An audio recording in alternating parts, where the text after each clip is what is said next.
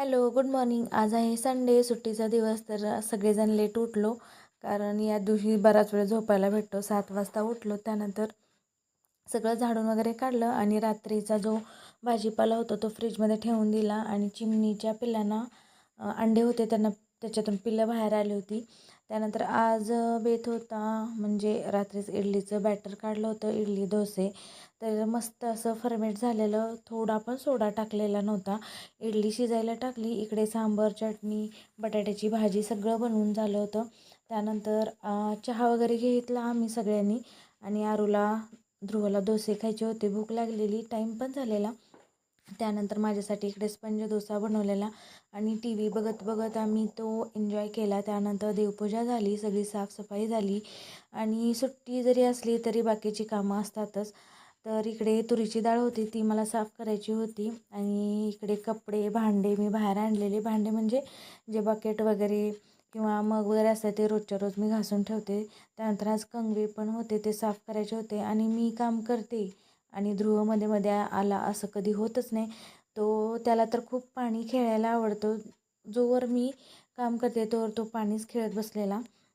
इकडे कंगवे जे आहेत तर ब्रशच्या साहाय्याने सगळी कंगव्यामधील घाण निघून जाते. तसं तर मी नेहमीच स्वच्छ करते, त्यामुळे त्याच्यामध्ये घाण वगैरे काही जातच नाही.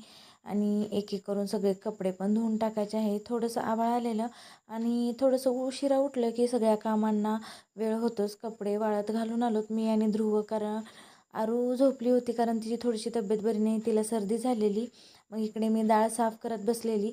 तसेच मी आठवडाभरासाठी जे वाटण असतं भाजी बनवण्यासाठी, ते पण आज मला बनवायचं होतं.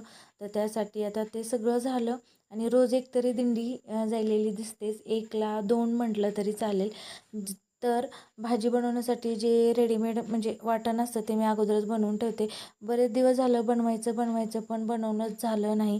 जशी शाळा सुरू झाली तशी रोज सकाळी लसूण सोलायचा मला फार कंटाळा येतो. पालेभाज्याला मी लसूण वापरते, पण असं वाटण मी अगोदरच बनवून ठेवते.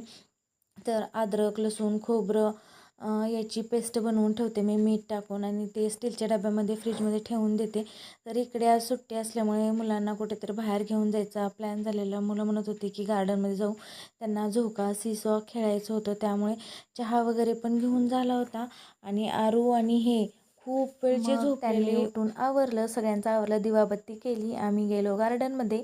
आणि गार्डनमध्ये गेल्यानंतर मुलं खूप छान खेळली. आणि घरी आल्यानंतर जेवणं वगैरे करायची होती ती झाली. आणि खूप दिवसाची इस्त्री होती ती पण करून